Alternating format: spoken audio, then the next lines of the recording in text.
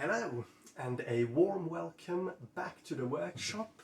My name is Thibaut Jaberg, violin maker and student here at the Swiss School of Violin Making. And yes, as you can see, I am back in Brienz, as you might be able to tell from the background. Apologies if I sound a little bit funny. I'm still sort of dealing with the tail end of a sort of medium-sized cold, but yes, so I hope it's gonna sound alright. But yeah, I really just wanted to film a small update video just to tell you people that I am back in Brienz. And yes, so I am back after 6 weeks, which I spent in the workshop of Graham Vincent. This was a fantastic time. It was incredible, the amount of stuff I learned in terms of just sort of like receiving a new sort of outlook on how to make violins and how to potentially set up a business in violin making and so on, like just how to run your own violin making workshop. I just learned so many things. And as you might have seen, we have filmed quite a lot of videos. We actually filmed daily videos during this time with Graham. So yeah, you can have a look at my videos, but also have a look at Graham's videos on his channel, Graham Vincent Violins. You're gonna find, I think, almost 30 videos or so which we filmed during this time. So yeah, those are quite interesting, and for me it was a fantastic time over there.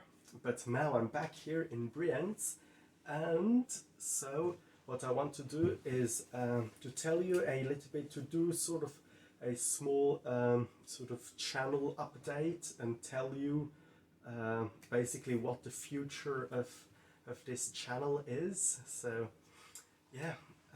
My time over with Graham has also taught me a lot of things about making YouTube videos and about how YouTube can be utilized as a tool for us violin makers. And yeah, also just making loads of videos with Graham has given quite a boost to my channel. I sort of more than doubled the amount of subscribers. I have now passed 100 subscribers.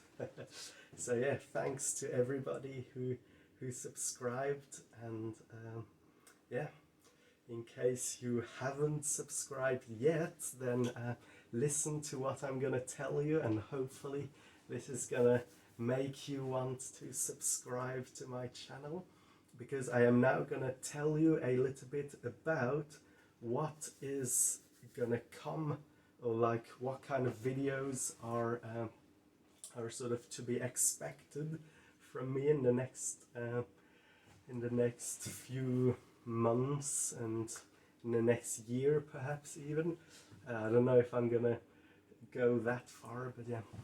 So as many of you know, I built a Cherrywood violin during my time in Graham's workshop, and I am not yet 100% happy with the sound, or I am quite happy with the sound, but I still feel like there is more potential inside this violin.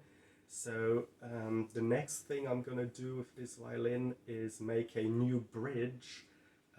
I'm also going to sort of fiddle around with the sound post, and I'm going to try different strings.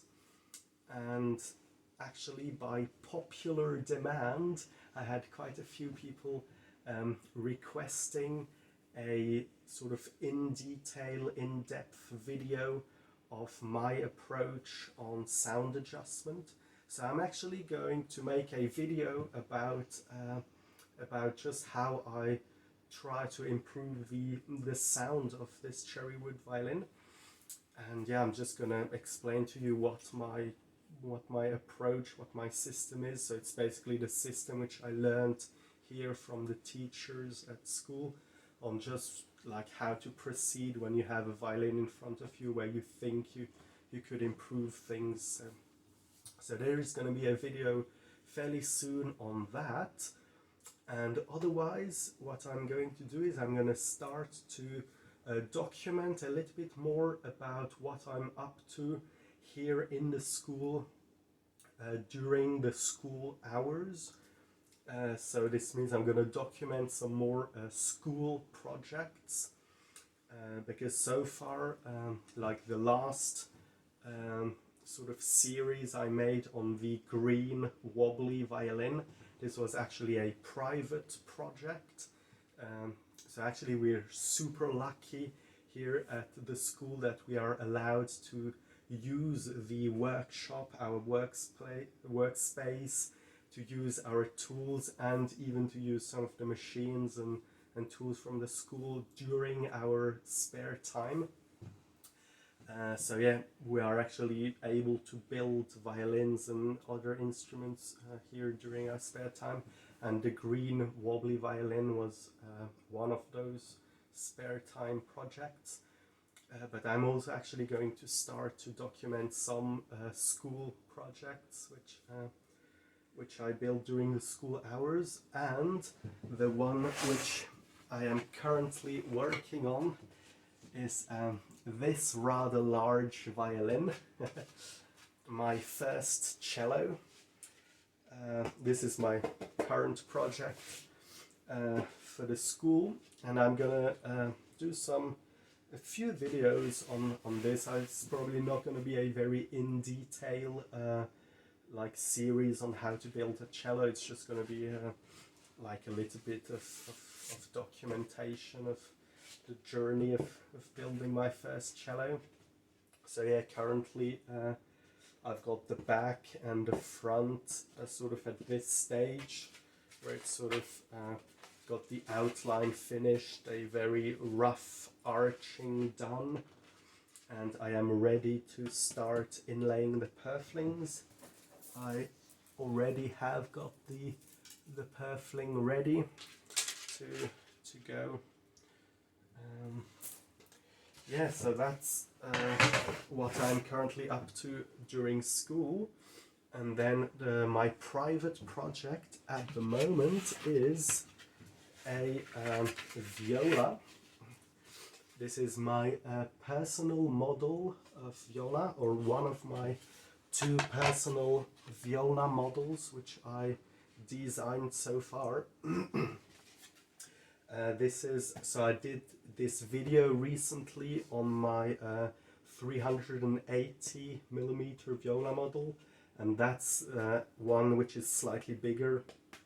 This one is like 395mm, if I remember correctly, or like thereabouts. So it's like what is this, maybe 15.5 inches or something like this. And yeah, so with this one I've got the purfling inlaid. I actually inlaid those purflings in yesterday, and I haven't yet actually trimmed those purflings flush. Oh, it's hard to see on the camera anyway, but yeah, like the next step will be to I actually love this step when you inlaid the purfling and when you can sort of trim them flush. It's like basically unwrapping a Christmas present. You're like gonna discover like how well the corner turned out. And on the back I did something slightly unusual with the purfling, is that I actually took it down into sort of this sort of funny shaped point. This is actually not only decorative, or like the idea sort of came from like a functional point of view, and that the reason is that I don't want to weaken this spot here around the button. because this is of course where the neck is going to be glued onto, and the button actually plays quite a big role in sort of guaranteeing a very secure neck joint. And if you just sort of cut through like 2/3 of the thickness of the wood, you're going to lose just so much wood fibers there and lose so much strength.